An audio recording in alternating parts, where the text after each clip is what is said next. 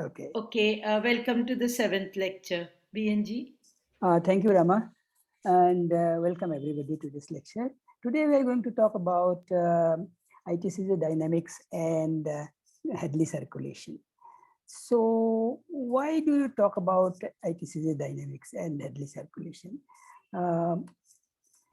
This is because if you recall, we have discussed that the monsoon, the monsoon is Indian monsoon is a manifestation of seasonal migration of the ITCZ in the northern hemisphere, and therefore monsoon rainfall is directly related to the ITCZ rainfall.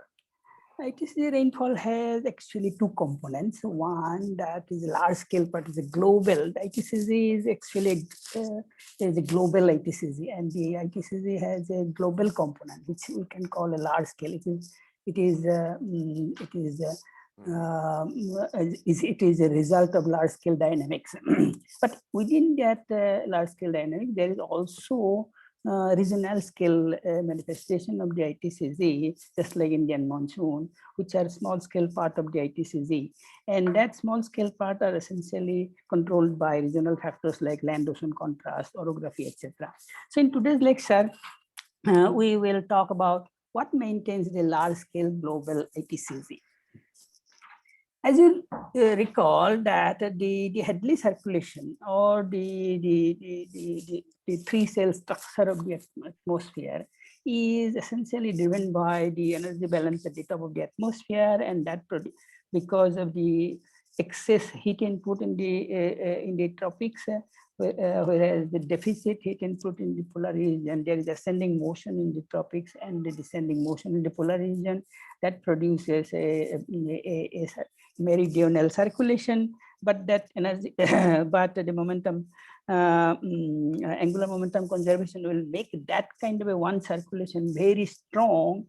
So the winds associated with them will be very strong and unstable, and that will produce the waves, and the waves will then produce the transport of heat and momentum, and the convergence of heat and momentum will give rise to a secondary circulation in the form of from the parallel cell, and thereby limit the tropical Hadley circulation. So the tropical Hadley circulation is not a one cell going all the way to the pole, but it has its own width, and that is limited to the tropics. And but it has a ascending motion which is closer to the equator, somewhere close to the equator, and that ascending motion is a region of lot of convergence of moisture and precipitation. Therefore, the ascending motion is associated with a zonal mean band of rainfall, and that is what is an ITCZ, intertropical convergence zone. So this ITCZ by definition, because it is exists on a zonal mean sense, because the energy balance that we talk about, the net heat balance, the positive net heat balance in the tropics, even on a zonal mean sense, there is a positive net heat balance. Therefore, we expect that in the zonal mean sense, there should be an ascending motion, and that ascending motion should organize the convection in a larger scale.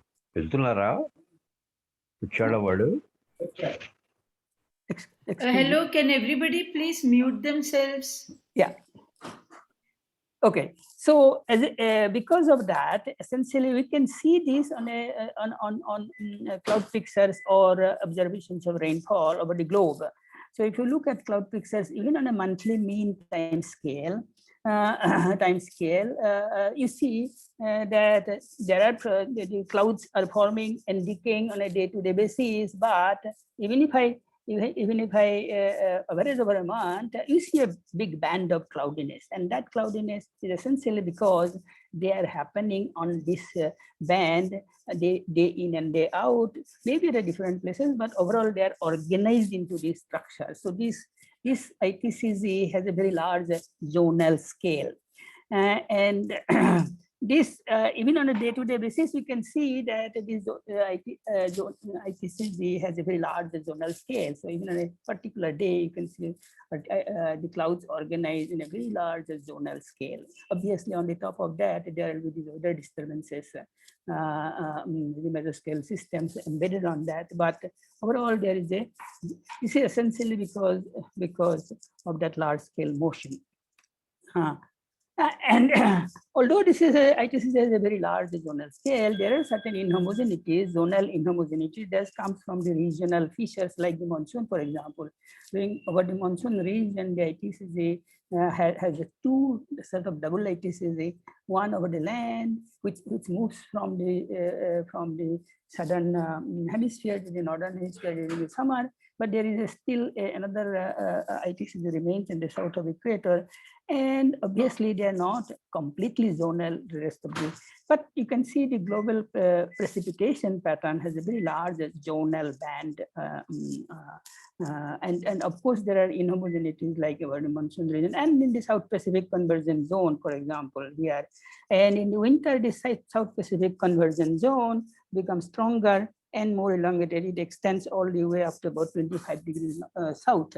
So this can influence, like in the southern hemisphere, it influences like monsoon circulation in the southern hemisphere, whereas in the northern hemisphere, northern summer, the ITCZ moves north in this region to about 25 degrees north. So this inhomogeneity is there, but there are centers of action on the rainfall. There is South America, there is maritime continent, we have this, of course, Indian Ocean and the South Pacific. And there is also a center in the African region. For example, during summer, Western Africa, there is a rainfall. During winter, that moves down here. So there is a center of action even in Africa. So there are a few centers of action, but they're connected by a large zonal band of rainfall. This has its own seasonal cycle. In the winter, the band tends to be in the south of equator, then moves towards north as the solar forcing moves northward. And together with that, essentially, the sea surface temperature also slowly becomes higher in the northern latitudes, and therefore it has certain association with the movement of this ITCZ. And of course, other factors in the monsoon region makes it move further to the north. And then by October, again, they start retreating back. So there is a seasonal migration of these ITCZ but the seasonal migration is different in different sectors. For example, if you look at the Eastern Pacific, it does not move very much. You see that it is there. It is always there almost. It doesn't move much. On the other hand, in the monsoon region, it moves significantly, and in the Western Pacific also, the South Pacific convergence zone has a southward movement. So there are regions where there is a large excursion, north-south excursion. On the other hand, there are regions where the ITCZ has a limited excursion. So we'll come back to that in a minute. We'll more quantify that in a little more better way. But on the zonal mean sense, suppose I take zonal mean of the rainfall around the globe at different latitudes, it turns out that on annual mean, the rain has maximum at about 6 degrees north, 6 or 7 degrees north. Okay, and there is a minimum in the subtropics due to the subsidence of this. And then there is another secondary maximum due to the extratropical weather systems in the extratropics. So this is the kind of classical distribution of rainfall. And we need to understand why on annual mean, the ITCZ is not at the equator, but north of equator at 1 degree. So this is something that has been a scientific problem, and we'll talk about that in this lecture. So as the data became sort of, until the satellite data became available, the global picture of the ITCZ was not very clear. Of course, there are some bits and pieces of rainfall information, and people could construct some sort of a climatology, but the picture was not very clear until the satellite picture, satellite data started coming forward. And around just when the satellite data became available, this study by Wallisher et al., Wallisher and Gautier, they did a sort of very interesting organized study of how the position of this ITCZ, its excursion in the north-south direction over the different sectors, and its association with SST and all that. So that was a very nice study.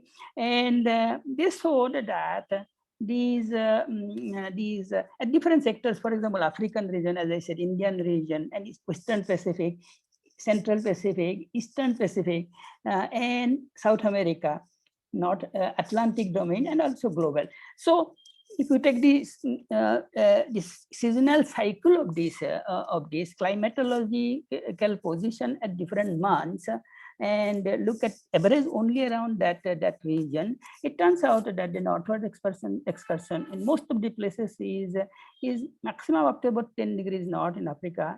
In India, it tends to move all the way up to about 20 degrees north, but West Pacific also there is extension up to about 10 degrees north.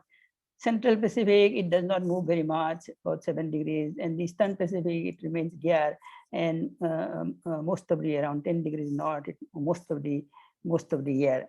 It doesn't move back and forth too much. Similarly, Atlantic also, the movement is not, the north-south excursion is not very much. So it's quite significant differences depending on where you are. The movement of the ITCZ is restricted to at the most about 10 degrees, except over the Indian monsoon region. So, with better and better data available, we can actually look at it into a little more details. And today we have this TRMM rainfall data, and here I'll show the similar thing based on this data. This data is actual measurement of sort of rainfall by a weather radar, which is sitting on a active radar on a satellite, which measures raindrop size, etc. And then therefore you can actually better estimate the rainfall.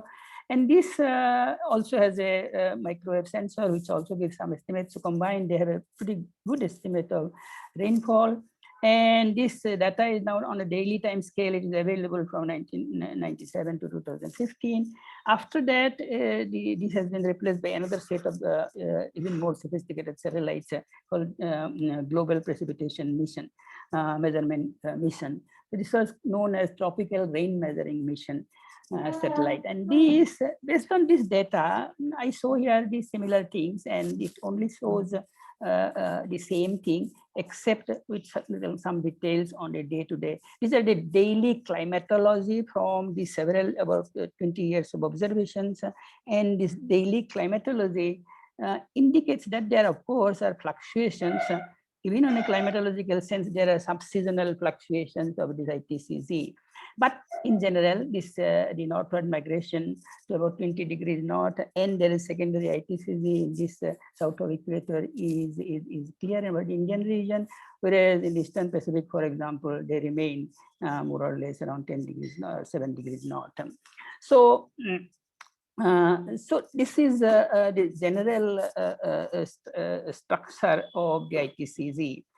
Now, one thing that has been found is that the ITCZ generally tends to be associated with the ocean sea surface temperature maximum.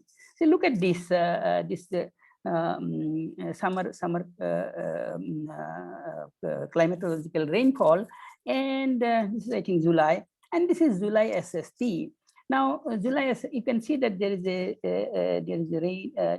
is a maximum of SST in this region, and the rainfall is more or less coincident. And that is what Wallis and Gautier also showed in the Eastern and Western Pacific, that if you look at the highly reflective clouds or the ITCZ band, that maximum of that region coincides roughly around the maximum of the SST in the meridional direction. So why does, so there is an association. It is not perfect because there are some regional differences are there, but in general, there is a tendency of the ITCZ to be located with a maximum SST in the over the ocean. And that has a simple explanation. This was given by study by Lindsay and Nigam. They looked at a sort of boundary layer model, boundary layer wind model as a forced by the pressure gradients that will be produced by the SST gradients, and that indicates clearly that suppose you have an SST, it will a maximum. The maximum SST will produce a surface low pressure around that SST maximum. So there is high pressure north and south of it, and therefore there will be convergence of moisture and air and moisture to the ITCZ region, and that convergence will produce uplift and convection. It will generate convection in an organized manner, giving rise to rainfall and the ITCZ.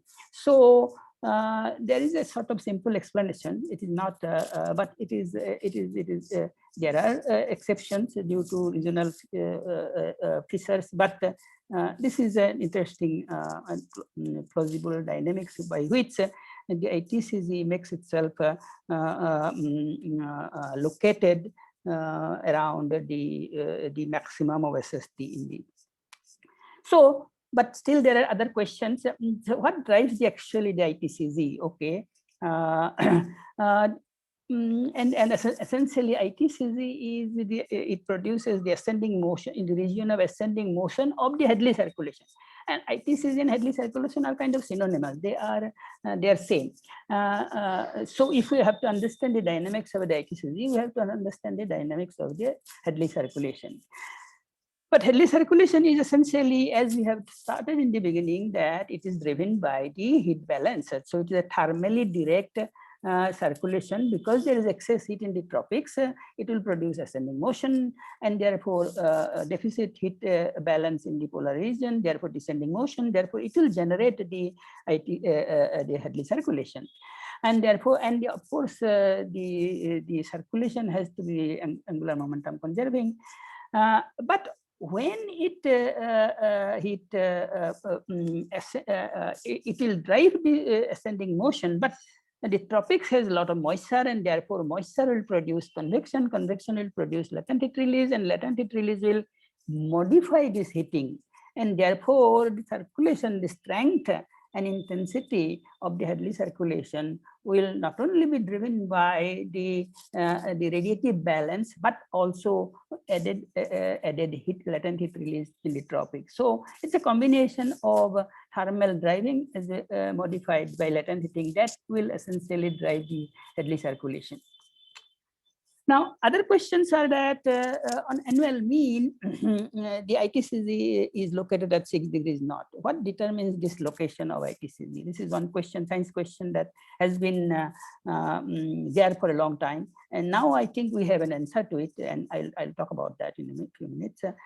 Then there is, of course, question is what determines the width of this Hadley circulation, and what determines the width of the ITCZ itself? ITCZ is a region of ascending motion. And it turns out that that region is rather narrow. If you go back to this rainfall, this rain band is rather narrow. Narrow in the sense, in the sort of, compared to its zonal scale, the meridional scale is very narrow. So therefore, there is the ascending motion is limited to a certain few degrees of latitude. So if so, So what is the width of that sort of ITCZ, and what is the width of the Hadley circulation itself? So these are, another thing is that what determines the intensity? As I said, that the intensity may be affected not only by the thermal forcing, but also by the latent heating that is going to be added to this. So these are some of the issues that can we quantify this. So this theory for such a angular momentum conserving flow forced by heating gradients, thermal plus latent heating, was studied. Sort of a few pioneer studies address those questions, and these are 3 studies that I mentioned here. They were some. They were kind of founding studies or of this theory of Hadley circulation. So this is Snyder and Lynch, and they had 2 studies published in 77. They addressed the axisymmetric steady state models of basic state for instability and climate studies, linearized calculation and non-linear calculation. And then this was extended slightly by Held and Howe, non-linear axisymmetric circulation in linearly invested atmosphere. Let me illustrate the problem using some the Held and Howe results or the model. So they did essentially consider basic primitive equations. So the basic equations are primitive equations. They are forced by the thermal heating. The thermal heating meaning here is there is an equilibrium temperature, sort of radiative equilibrium temperature, which maintains the vertical stratification. But if there is a difference from the radiative equilibrium temperature, that produces motion, and that is what should be will produce the forcing, and that is the difference from the equilibrium temperature is what drives these thermally driven cell. And this, of course, in a steady state, it has to be balanced by some diffusion. And diffusion here is assumed to be only the vertical diffusion. Okay, so this is the basic forcing, and they assume. So this flow is forced by radiative heating proportional to the difference between the fluid temperature and the specified radiative equilibrium temperature. So essentially, that is what. If there is only the thermal forcing is the only forcing, so that is what it has to be.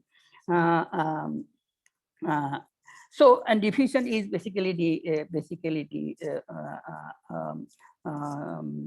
vertical diffusion, and so they could solve this with usual boundary condition and the specification of a meridional distribution of these the equilibrium, radiative equilibrium temperature.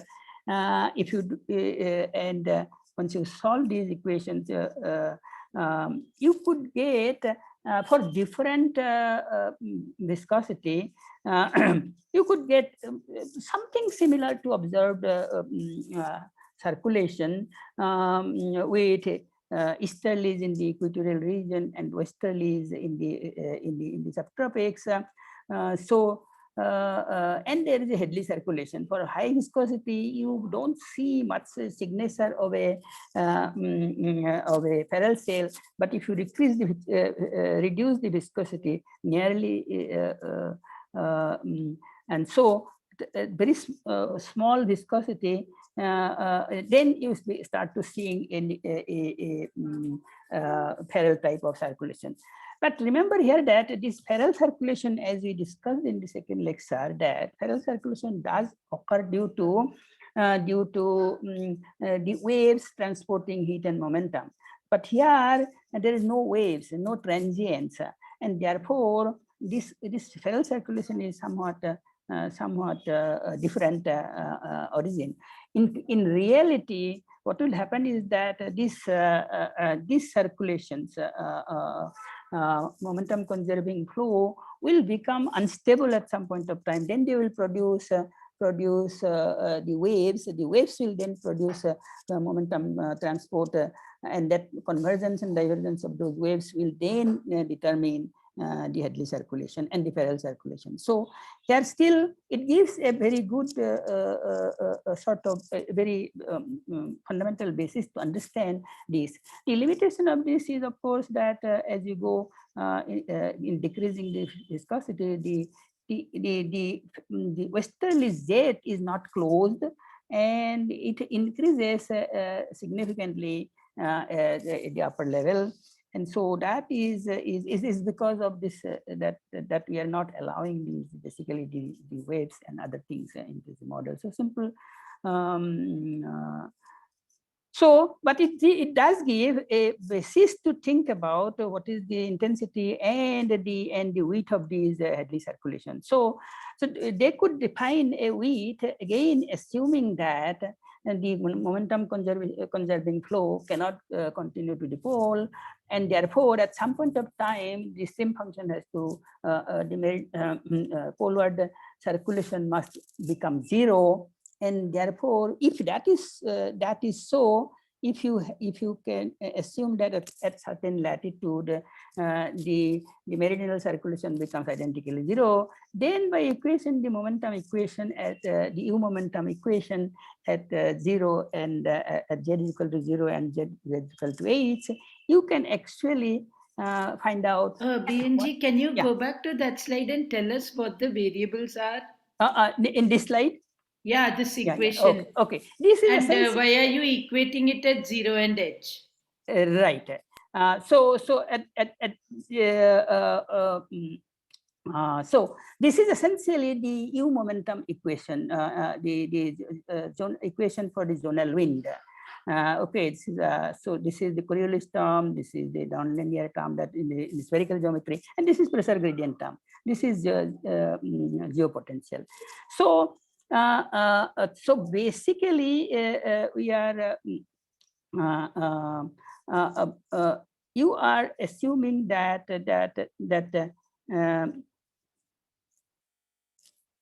so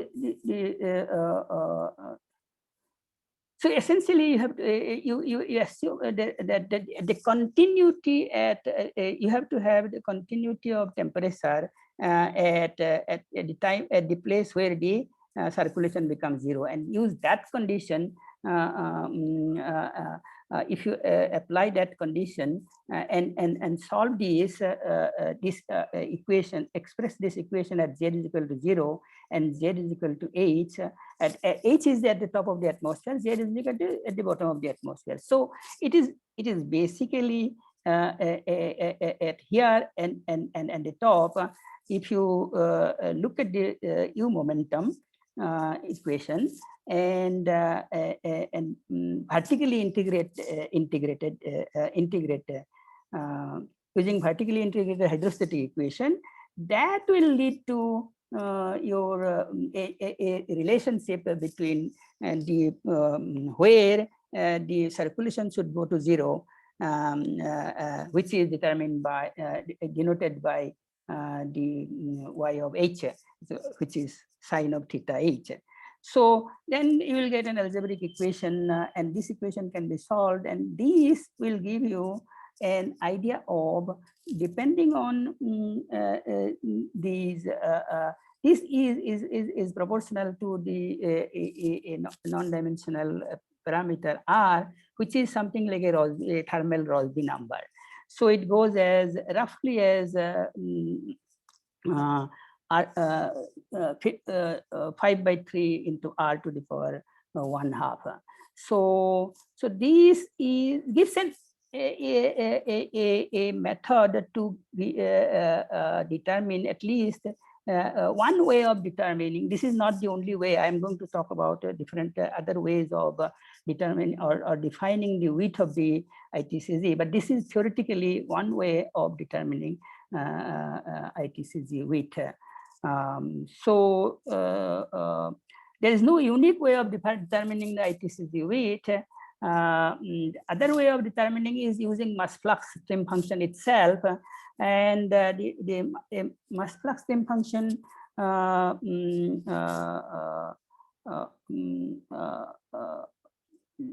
the mass flux stream function can be defined by this relationship, where v is the meridional velocity, this is zonal mean, and this is integrated up to surface pressure, and this you can use, and then and where and you can calculate the mass flux stream function in the atmosphere, and actually you can generate these mass flux stream function. You remember in my first talk I had shown you the vertical velocity. Instead of vertical velocity, which is not a measured quantity at all, but by using the horizontal the horizontal velocity itself, you can derive the mass flux stream function, and you can get these this three cell structure from this. This is derived from the reanalysis data from NCEP-V3.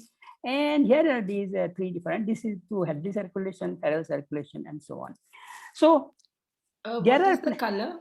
And the color is when this is negative, the mass flux stream function is negative here, positive here, and that's just the sign.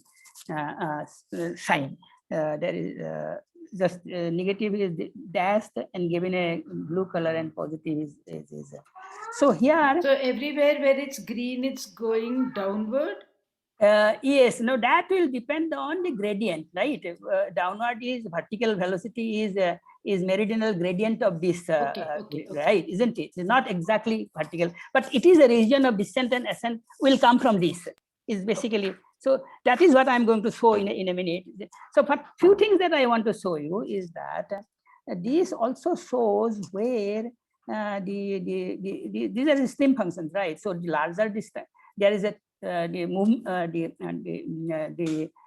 it is carrying more the air in this region than in the other region, and things like that. So, and there is places where the vertically integrated stream function becomes zero.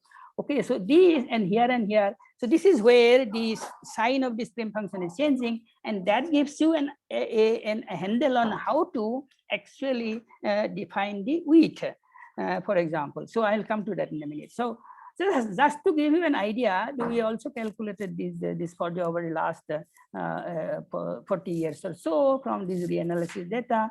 The maximum value of the stream function can be considered as an intensity of this of the Hadley circulation.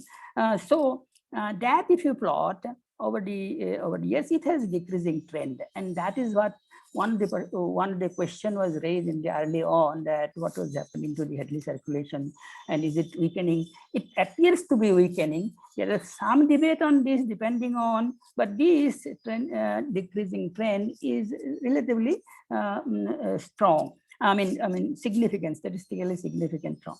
So what I will do is I'll stop at this moment for a break, and we can have a few questions. Then we will we'll continue with the rest of this talk. About 10 minutes break we can take, and then we can go to the rest of the talk, where I'll talk more about the width of this definition of the weights and the theory, energy constraint theory of determining the location of the ITCZ. Nidhi, so Rababam, you want to ask the question first? Yeah, I have the following question, BNG. Now we are always, correlating upward convection to precipitation. Right. Whenever wind is going upward, we are saying it's precipitating. But then there's also horizontal convection going on. Like, I mean, aren't clouds being pushed in the horizontal direction? And if so, like there need not be precipitation at the exact same place where there's upward convection.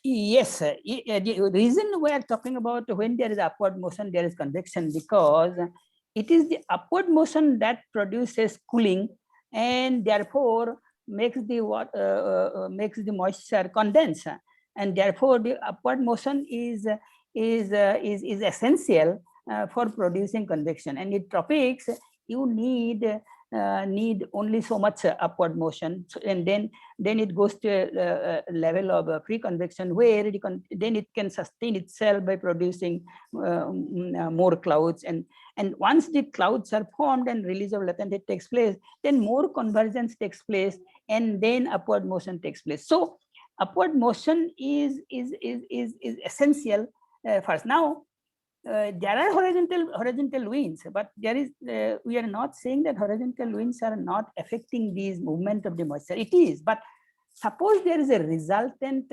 upward motion, and that upward motion is critical for convection. But convection may be at upper level. The amount of moisture that will remain in a column will be determined by the local the winds which is taking in and out of moisture from that box. So therefore, it is possible that the details of the convection will be eventually determined by the detailed structure of the horizontal structure of the winds also. But it is essential that we need the vertical motion to start the convection. And yeah, that part I followed, but I wanted to know how far a cloud can go away before it rains. Oh, that's a good question, but it is basically these we have to locally, I think if you have let us say there is instability and there is strong vertical motion. If there is strong vertical motion, then the locally the cloud will condense pretty quickly. But if there is very weak vertical motion, then by the time the clouds become heavier and then precipitate, it might be drifted away by some. But I think this drifting is in the scale of kilometers, maybe tens of hundreds kilometers, but not too large, because by that time either they precipitate or don't precipitate at all, because so within the width of the ITCZ, which is about 200 kilometers we are talking about this. So I think this is all thing, everything is happening. We are talking about the mean upward motion within that. Okay. Next question Mukesh wants to ask. So yeah, hi. So I had a very simple, so there must be other convergence zones at other latitudes also, for example, in mid latitudes and so on. So what is the defining feature for a convergence zone to be called a ITCZ, for example? And the following question is, like, in other latitudes, for example, there are these polar cells also. Now this ITCZ coincides with the Hadley cell. Correct. Why don't we see a similar zonal cell at other latitudes, for example? That is precisely because the ITCZ in the tropics is on a zonally average sense. The mean meridional circulation in the tropics is strong. On the other hand, and there is a zonal mean meridional circulation in the tropics, and that is why the ITCZ is zonal and strong in the tropics. But in the extratropics, there is rain and convection, but that come from waves, not from a zonal mean ascending motion. The waves produce ascending motion in their ascending branch and descending branch. There is descending motion, and there are many waves produce ascending motion, and those waves produce a convection. So that is the forced convection in extratropics. The rain and snow and all is essentially forced by the waves, and the atmosphere is not unstable at all. It is a stable atmosphere. Therefore, and it comes from all these waves, which are changing on day-to-day basis, and therefore there is no zonal band. On the zonal band, you still see something, but as I said, but that does not come from a. Let me go back to that picture. Where was that? Just 1 minute. Here. So in the extratropics, we still have this rain. Now this rain comes from the waves.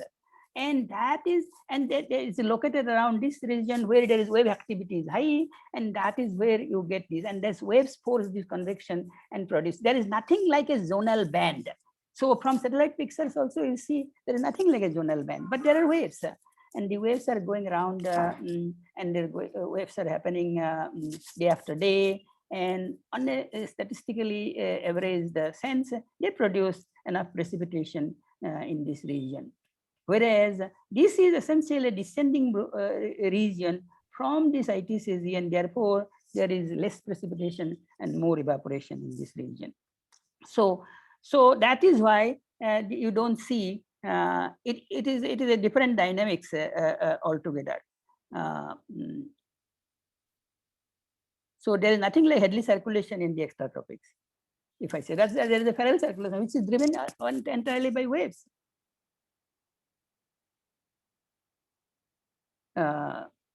Okay, any other? There is a question from Narsima. He wants to ask 2 questions. So I'm going to...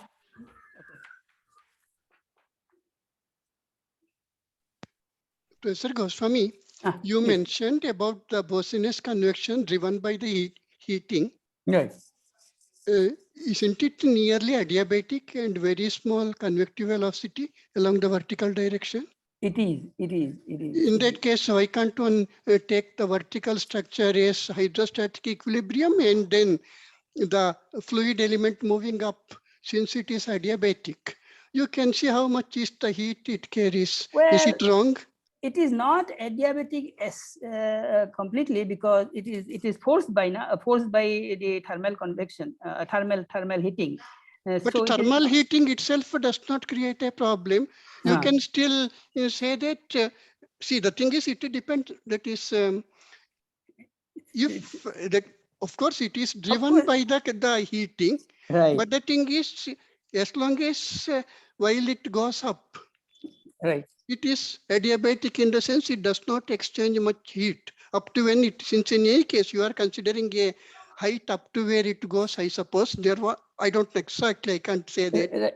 Yeah, that at height h is where we assume that the vertical velocity will be 0. Yes. So the thing is that suppose one is just going to assume that up to that it goes adiabatic, then of course it has to turn to the other way. There, if it is going to give up this excess energy, then you do not need all this detailed calculation with multiple these things, isn't it? Is it completely wrong? I think I don't think that is quite correct, because the forcing is still there. Because once there is a forcing, of course the adjustment will be adiabatic, but wherever there is vertical velocity, for example, this equation on a linearized form, the vertical velocity forced by this will be proportional to this heating, depending on on a linear yes, the whole problem boils down to your other. I suppose is your new viscosity. I suppose no. Yes. No, so the question is that normally how much? Whereas if you have the normal water and the motion, you may have viscosity. But the question is that in the actual atmosphere, if this viscous dissipation, d by dz, nu d theta by dz, essentially your momentum equation there. And again, the corresponding thing for the energy. If the viscosity is important, what you said is correct, but otherwise I am not that sure. There is, I mean, if we are talking about a sort of steady state motion, and we definitely need a viscosity, and there is certain amount of viscosity in the atmosphere, and that gives rise to the mean meridional circulation, because there is a mean after all, right? That mean can be considered as a steady state motion, and the steady state would not happen unless there is forcing. There is forcing is always trying to force the upward motion, and then and then related circulation. But unless there is dissipation, we cannot have a steady state, and therefore dissipation has to be assumed. And once dissipation is there, then your argument is no, but I am not sure you need that dissipation if you are taking your data. Anyhow, I don't think we should discuss it here now, because it is a technical about the various terms, their importance, because there is no strict adiabatic. But anyhow, next one, probably I can ask it later. I think it is about the temperature continuity you mentioned, though it is strictly it is correct. But the question is that, suppose as an example, I have a like Rocky Mountain. In the other side, you have humidity rich and warm Pacific Ocean. From there, wind coming. Suddenly, in a narrow layer, it precipitates, and then you have Chinook type of thing in the eastern side. So when you have such a thing, though strictly you can say that at narrow enough layer, there will be temperature continuity. But to the accuracy one is doing, can one talk of putting that temperature continuity equation? No, I think you are right, but that is a question of little detail. So what I am trying to do is simplifying this the problem to the barest minimum, and in that sense we are asking the question: okay, if we could assume that the circulation goes to zero at that at certain latitude, and there has to be continuity between the temperatures between these, then what would happen? What would be the width of this? But obviously, but this is all in zonal sense, zonal mean sense. If you say so, zonal mean, even if there is inhomogeneity like Rocky Mountain, on a zonal mean sense, it is still okay. Okay, sir. If you are considering as a zonal mean temperature continuity, it holds good, because this happens exactly when you have a precipitation. At that time, there may be, but the thing is, if you take average over much larger than the dynamical time scale, then it holds good. Okay, Okay, thank you. Okay, then Nidhi, then I will continue. There is one more question, sir. Okay, you would like to take now, or the end of the I can take quickly. Okay. Yeah, Gaurav, you can ask your question. Okay. Good evening, Professor. So my question was that your voice is not heard properly. Can you go ahead? Am I audible now? Yeah, now you're audible. Okay, go ahead. So I was asking that in that figure which we saw ITCZ, there was a break near the above Madagascar. Madagascar? Above Africa, West Africa, East Africa, sorry. This one, or in the rain climatology. Here. So there is this break. So is this break because of the western jet which we saw in the last lecture? Right. See, there is no rain here in this. This is because during the summer, what happens is that monsoon circulation brings in cross equatorial flow, and in the Arabian Sea, the cross equatorial flow turning towards and it blows to the African continent, and then sort of turns around and comes to India, right? So these southwesterlies along the coast of Arabia and Africa produces upwelling and cooling of the ocean. So therefore, the temperature of the ocean here, you see this cooling, the temperature is colder here compared to this side, and this colder temperature does not sustain convective activity continuously. So once in a while, one disturbance might go there, but normally they don't sustain over there. So of course, over the years, due to the global warming, this warm pool has extended a little bit further to the west, and then there's more convective activity is available. But there is a gap because of the interaction of the winds with the ocean produces cooling in that along the coast, and therefore the convection is not sustained there. Okay, thank you. I had one more question, but I think you will address it in the second part. Okay. I was wondering about the models which we discussed in last class, that they were not in good agreement with the location of ITCZ. So I was wondering what was missing in those models, the the physics which we have studied today. Let us go to the end of this and then Yeah. we'll discuss.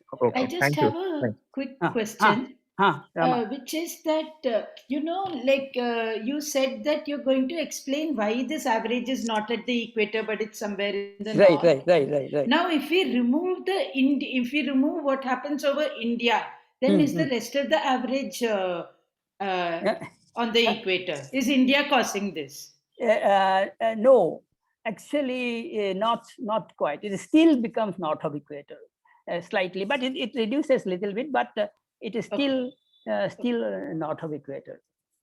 Because that even with see, interesting thing is that if you remove India, it will still, because it is dominated by those Eastern Pacific and Atlantic, both happen to be there throughout the year. But annual mean sense, what happens is that monsoon is seasonally changing, because in the winter there is very little. So when you do average over the year, the monsoon does not contribute so much to the northward position that on a seasonal sense it does. If you do over the average over the summer season only, then it will be even instead of 7 degrees, it will become 10 degrees because of the monsoon. Okay, thank you. Okay, so let's go to so another way of defining, now that is, as I said, we can use the stream function to define the width of the Hadley circulation as well as the width of the ITCZ as well. So one of the things that you can remember that the stream function is changing sign where the vertical integrated stream function goes to 0. Vertical integrated stream function goes to 0 here, 0 here, 0 here again, right? So here is the one end of Hadley circulation, another end of the one balance of the Hadley circulation, another end of the other Hadley circulation. So this we can do by vertically integrating the stream function and plotting it and seeing where this goes to zeros. So the stream function, the derivative of the stream function goes to 0. So these are the locations where the mass flux stream function is maxima or minima, and these between these two, so there is a 0 and there is a maxima and minimum. So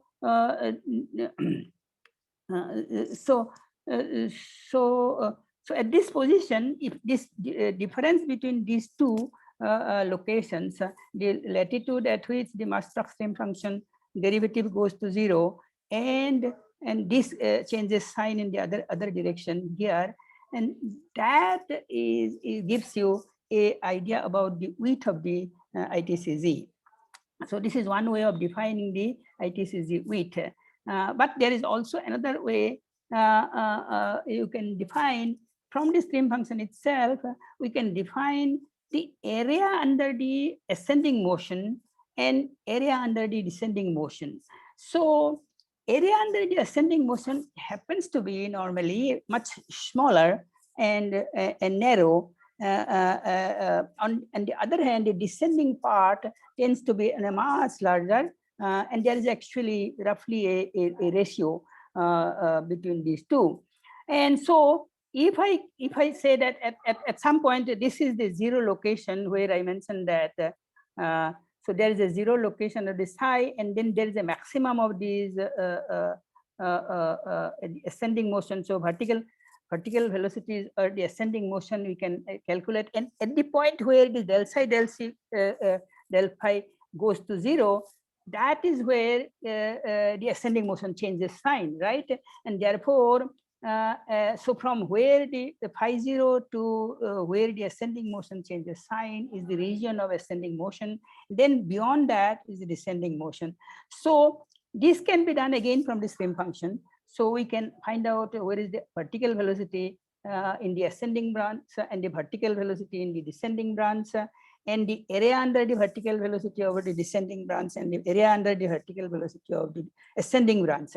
And these two has to equate because the mass flux has to balance in these two. So this is total sort of, and that gives you a sort of idea about the defining the width of the ITCZ as well as the width of the Hadley circulation, because until this descending branch becomes, where again psi becomes 0 at some point of time, because as you see, again psi becomes 0 somewhere somewhere here, and it goes through that. So with that, we can actually define both Hadley. So this is one way of again defining the width of the ITCZ as well as the width of the Hadley circulation. So these are different ways. These are sort of diagnostic ways of doing. Whereas that Hadley and Howe gave a definition which is based on some sort of a dynamics, but here it is basically by if I know this if I know this stem function or this Hadley circulation, then I can define the width in a particular in this particular way, which it's physically meaningful, but it is just basically diagnostic. So this the width of the Hadley circulation then can be can actually depend on what is the global mean temperature and sort of what is the climate we have. So people studied how this width of the ITCZ as well as the width of the Hadley circulation would change in the global warming, for example. If the temperature at the global mean changes, what will happen to this Hadley circulation? This is a question that has been is an important question, because we are going through a global warming climate, and we'd like to know, is the width of the Hadley circulation going to increase or decrease or what? And to do that, we could had done some theoretical calculations using a idealized model, which is forced, idealized general circulation model, which is forced at the top by infrared optical thickness, which is something like this, which is a reference optical thickness, and this factor of the optical thickness, this is something like our the greenhouse effect. So if I increase the greenhouse effect or decrease the greenhouse effect, what would happen to the climate? So something like that, and that and this alpha is equal to 4 corresponds to a global mean temperature of 269 degrees, which is essentially a cold climate, and alpha equal to 1 is something like our present climate, and alpha is equal to 6 represents a very hot climate, hot atmosphere. In that case, if you can allow the basic model to generate the Hadley circulation and find the width following the same the area under the ascending motion and area under the descending motion. So that when it appears that that as we go the width of the Hadley circulation, as we increase the global mean temperature, the width of the Hadley circulation seems to here the width of the changes significantly. In a way, it changes in the following way, that as the area under the descending motion, as the temperature increases, area under the descending motion decreases, increases, whereas the area under the ascending motion decreases, which means that ITCZ becomes more intense, and the Hadley circulation width actually increases. So the Hadley circulation sort of expands. That is why with the global warming, we are expecting that the tropics, the Hadley circulation influence in the tropics, because the subtropics, the desert regions, are the location of the Hadley circulation, the descending branch of the Hadley circulation. So if the width of the Hadley circulation is likely to expand over this, and the ITCZ is going to be even narrower, and that is what is. There is some indication from observation that may be happening. So now let us come to the point, to the question of why the annual mean sense, the location of the ITCZ at about 6 degrees north. And this question has been as a major science question for a long time. People have been addressing it. People try to understand it in terms of what happens to the SST, whether the SST determines the location, or whether ocean atmosphere interaction determines the location. There is a study by G and Philander. They try to look at the air-sea interaction determining the northward position in the Eastern Pacific. But none of these theories are kind of closed theories that recently a lot of work has been done in trying to understand the position of the ITCZ in terms of energy constraint. Energy constraint comes from, let me explain a little bit of that. So this is a set of a lot of recent studies that have, I'm giving a sort of background on this. None of this is my work, so I'm just summarizing some of the things that people. So what it essentially does, you remember how energy constraints can determine this. I remember that the energy balance at the top of the atmosphere gives us a net energy excess over the tropics and net energy deficit in the polar region. So therefore, this essentially is the driver for the ascending motion in the tropics and the descending motion in the polar region. So therefore, it has to have a connection into the dynamics of this. And how do we determine that? So it can be done by looking at basically suppose you took at a column, every column of the zonal mean column of the air, and look at the equation for moistatic energy. So Nilin and Held actually did this study some time back, and based on that, they looked at slightly different aspects. But this idea has been now used by these people, a whole class of course, Held was one of the initiators of this concept of how energy balance can constrain the position of the ITCZ. Then many other people have taken it further and looked at it in great detail. So if you do that energy balance in a vertically integrated column, it turns out that it is essentially this is a simple relationship which drives the moistatic energy, the moistatic energy, and divergence of the moistatic energy in that column is balanced by the net input of radiation into that column. And that where S is the incoming solar radiation, sorry, this should be W. And W is L is the net outgoing long wave radiation, and O is any net energy intake by the ocean.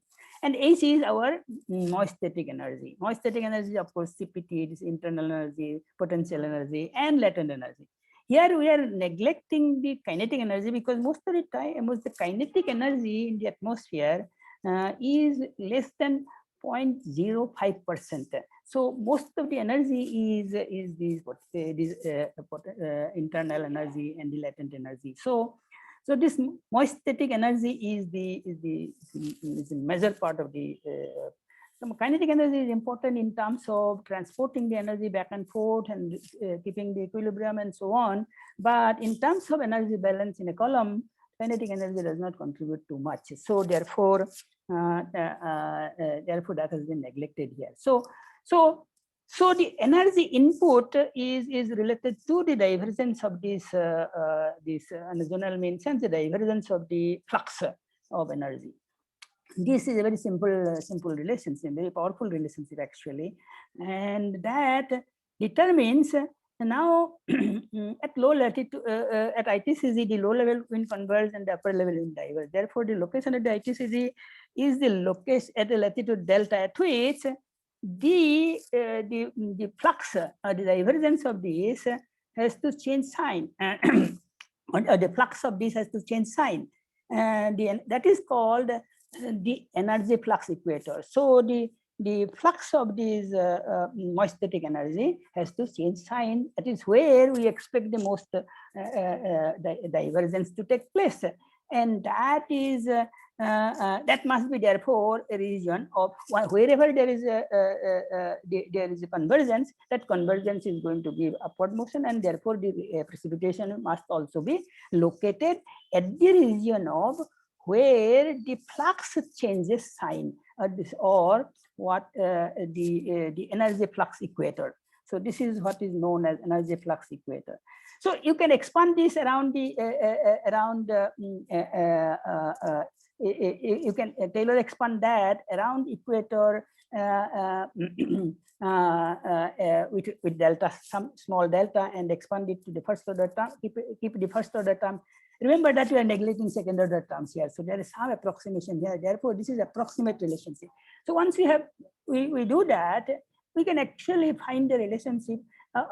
So what is the delta, the latitude of at which the energy is the flux is going to change sign is determined by the flux at the equator and the energy input at the equator, total energy input at the equator, and is inversely proportional to the energy input, and it is proportional to the flux at the equator. This is a very simple and very interesting relationship that gives me the position at which energy flux equator should be located, and the energy flux equator should be a location of the ITCZ. And just clarifying. Yeah. V is the vertical velocity, right? No, it is meridional velocity. Okay. So, no, there is no vertical velocity is gone. Yeah. Okay. Meridian. So it is in north-south. So north-south direction, zonal average now. Okay. So this whole thing is the derivative with respect to y. This is north-south velocity, meridional velocity. Okay. Because the vertically integrated equation, the W part will go to 0, because that is at surface to equator, because we are integrating vertically. So therefore, what is left is the horizontal convergence. So okay, so this is the relation which now tells us that okay, the location of the ITCZ is at the location of the energy flux equator. Now, what is the energy flux equator? So this is let me skip this. So if I plot that, we know this figure I had shown you earlier. So the surplus energy and that difference, the energy at the top of the atmosphere, if that is FA, it gives me how much energy should be transported across different latitude, demanded by this energy balance at the top of the atmosphere, and that is given by this blue curve. So that much energy is required to be transported by these circulations and eddies and everything. Now, we use the data from observations, and we see that indeed atmosphere does this red curve is the transport that is achieved by the atmosphere using both the mean meridional circulation as well as the eddies and so on. And it turns out that at equator, this is not exactly 0. And this is the key point about where, so the energy flux at energy flux equator is there or is not of equator, not at equator. At equator, there is a negative flux.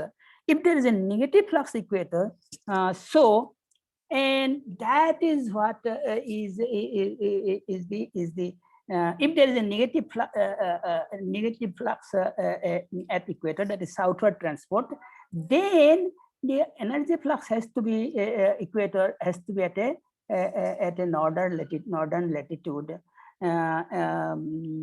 and therefore if there is a larger southward transport at equator, then the ITCZ will be located further to the north. But if there is, on the other hand, if there is a smaller transport, negative transport from observations itself, I have shown you that. So therefore, there is a consistency that Now, if there is negative transport at the equator, therefore ITCZ has to be to the north, and that is how why the ITCZ is actually observed at on annual mean sense. This is all annual mean calculation. So, if it was the energy flux at the equator is less negative or less southward, then of course it will be closer to the equator. The energy flux equator and the position of the ITCZ will be closer to the equator. Of course, there is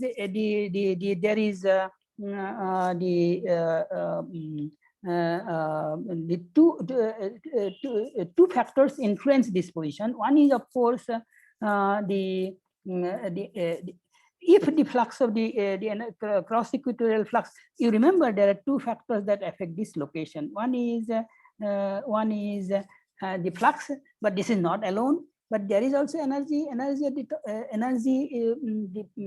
balance at the top of the atmosphere. What is the net energy that is coming into the atmosphere? If that changes, if that is more or less, that will also affect it, right? So therefore, and this figure shows that. So suppose increase if your net input is not exactly if the increase net input is increased or it is less less negative, then the position of the ITCZ is expected to be closer to the equator. If, on the other hand, decreased cross equatorial flux is lower, then it is expected to be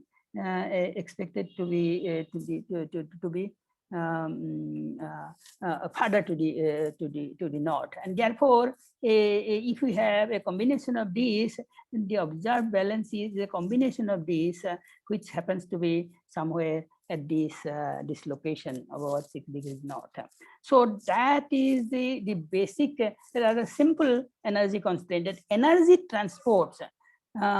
Energy transports are required by the distribution of this heat transport, heat balance at the top of the atmosphere, and these energy transports across equator is a determining factor, together with the energy input at equator is a determining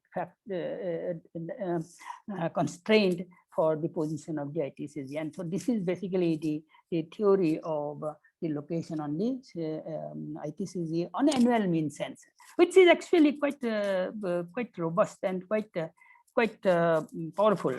And this has been now for many simple aquaplanet models and other models have sort of shown that the energy flux equator is related to the ITCZ dynamics in one way, and the MSME transport, the mass static energy transport at the equator is related to the position in the opposite way, which we have seen just now. So that is consistent with the theory. And these simple models do show that on a zonal mean, annual mean sense. Now, but there is issues. There are constraints of this theory. This constraint is that the energy flux and overturning circulation is related partly through what is known as the gross moisture stability, the ZMS, or the gross moisture stability. The gross moisture stability is defined by the zonal mean meridional flux, time mean zonal mean meridional flux divided by the maximum of the stream function. It can be written in slightly different forms like that. And this happens to be can be influenced by various different other things. And it can be affected by climate change. It can be affected by solar constants. And therefore, and also it can be seasonally vary. And that is what makes this theory difficult to apply on a seasonally varying and regional circulation. So So we have therefore to interpret the ITCZ location, we have to actually factor in the ZMS or the global means gross moist static stability. If we apply that to past location of the climate ITCZ or the future location of the ITCZ that we have to factor in what will happen to the gross moist static stability in those climates. So therefore, it may not be very simple. We are thinking that maybe the paleoclimate application will be very easy, but it may not be so easy. We have to factor about during that time what will be our gross moist static stability, and therefore we have to keep that factor into mind. Similarly for the future climate. Now, how can we apply this to our sort of regional climates? For monsoon, I have been thinking about looking at that. How can we apply? So because we have difficulty in sort of understanding the northward migration of the ITCZ in this region. It is not a very well. There is no well-defined theory for that, and I have been trying to look at how can we apply this. But so far, I think unfortunately. We have not been able to do anything much about that. So let me just go through that process quickly. So what is the monsoon circulation is essentially regional circulation. The ITCZ position goes all the way up to 23 degree north. It is a seasonal circulation and during only during summer monsoon, boreal summer.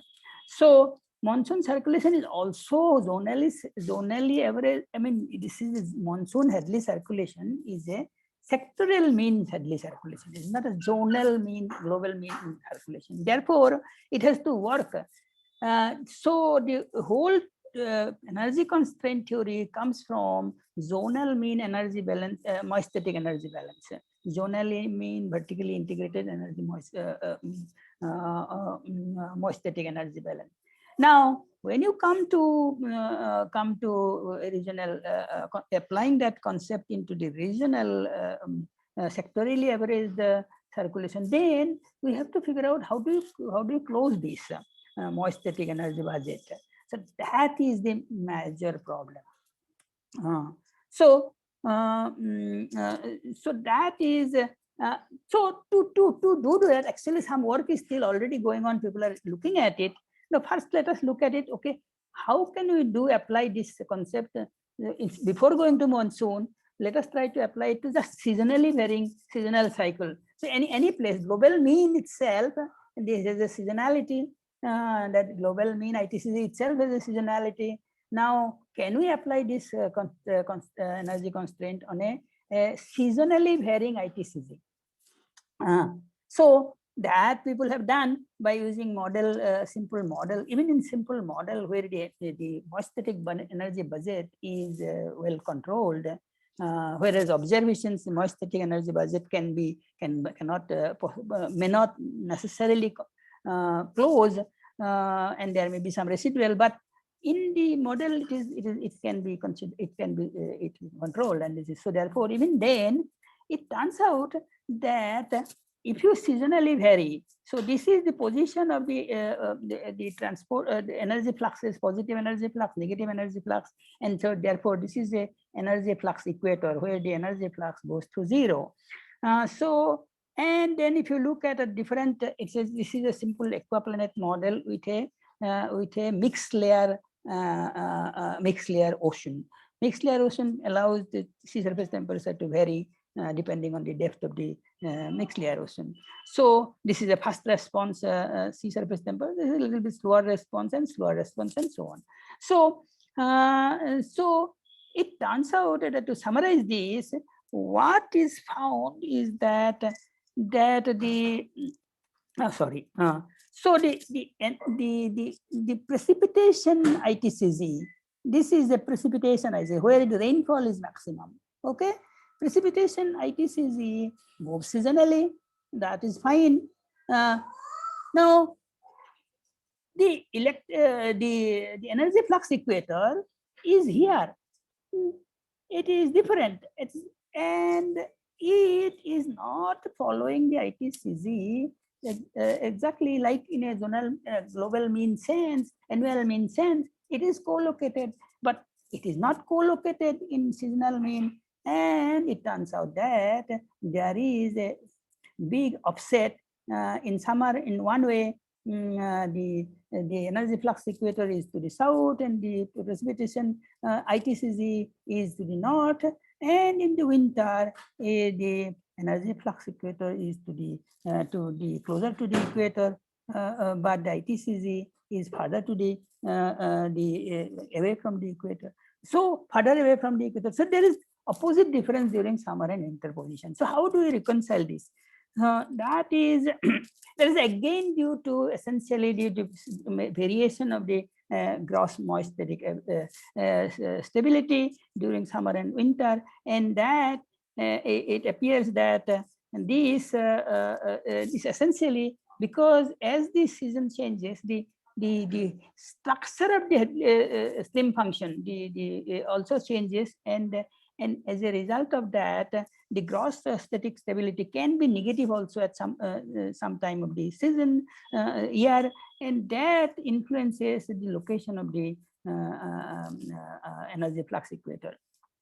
So this has been studied by some more people in some detail, and it is still not very clear that we can. So here they looked at another model. So this is from observations. Now that is from model. Now people are starting to, okay, let us look at from observations. Is there something that we can see and how it happened? In observations also, if you do, the energy flux equator is the seasonal variation of the energy flux equator in winter. It is green line is ITCZ, and the white line is energy flux equator. Energy flux equator is south of this, and in the summer, energy flux is south of the energy flux equator is north of the ITCZ position. So there is this offset is still there in the observations also, and therefore it is difficult to use the concept on a seasonal mean, seasonally varying ITCZ. So this can be seen in a different another analysis people also did and did some more analysis of this. You can see that monsoon, this is the position of the ITCZ, and this is the position of the energy flux equator, where the flux is changing sign. So over India, our ITCZ has gone to the north, but energy flux equator remains sufficiently to the south.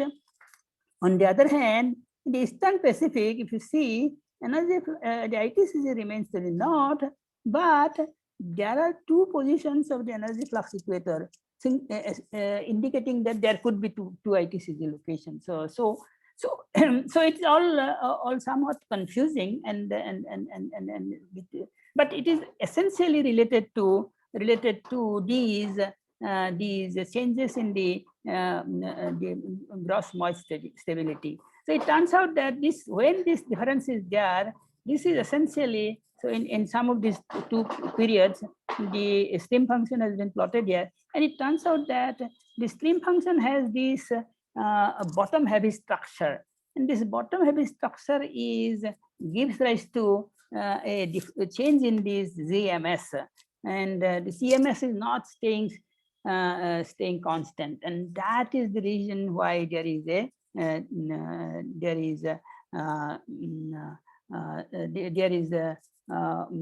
difference between the position of the ITCZ and the energy flux equator.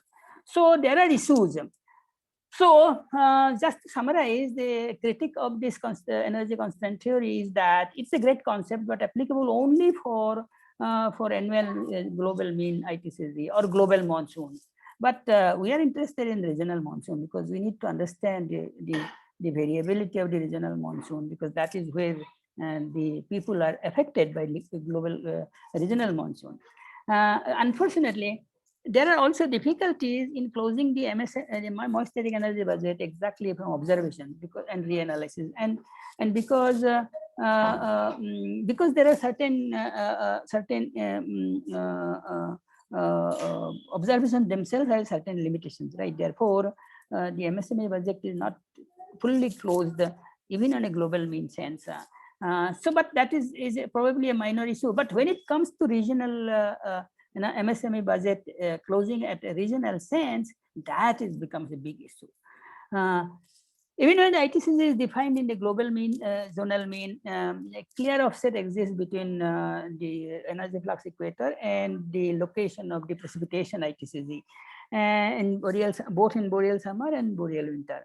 So therefore, there is significant difficulty in applying the energy constraint to relate to seasonal location of the ITCZ. So, what are the challenges in this in applying this to the Indian monsoon kind of ITCZ? So even when ITCZ is defined on a global zonal mean, the clear offset exists between the energy flux equator and sorry, this should be E, and precipitation position of the position of the precipitation ITCZ. Therefore, it is unclear how energy constraint could be applied to Indian monsoon ITCZ or the monsoon Hadley circulation, which is a sectorial zonal mean and seasonal Hadley circulation. We have to figure out whether we can close the sectorial energy budget. Some clever way of doing that, if you can do, then maybe an energy constraint will be applicable to that. So this is something that we need to think about. And but there is also some interesting thing about monsoon, which is not factored into this, and maybe we can think about some. So this is now I'm thinking a little bit aloud to think what we can do. One possibility is that the monsoon Hadley circulation is rather strong, and if you just forget about the globe, if you concentrate on the Indian monsoon sector in summer, it is a very strong circulation, Hadley circulation, with ascending motion to the north and descending motion to the south. So, associated with this, so this is definitely going to transport moistatic energy. This will have a significant role in transporting the moistatic energy in this sector. Now, associated with that, a part of this energy will be also adjusted by the oceanic circulation. We know, you remember, I'm going to talk about that a little more detail in the next talk or the air-sea interaction talk, couple of talks down the line, that in the Indian Ocean, we have in the summer, there is a positive heat input to the ocean in the north and a negative heat input to the ocean in the south. And in the summer, this simply reverses. As a result, there is a seasonally changing heat transport that is required to maintain the temperature in the Indian Ocean as observed. And that means that there is a kind of a meridional circulation in the upper, in the shallow meridional circulation in the Indian Ocean itself. Now, this ocean also transports heat, and it seasonally transports heat. And then, so how we combining these two seasonal transports, maybe there is some way of essentially, maybe there is some way, clever way of maybe possibly closing the budget of energy in this region, and therefore maybe a constraint could be used. But until that is done, I think we cannot apply these techniques. This concept of energy constraints determining the position of the ITCZ, we cannot directly apply to Indian monsoon kind of ITCZ. Okay, with that I'll stop here.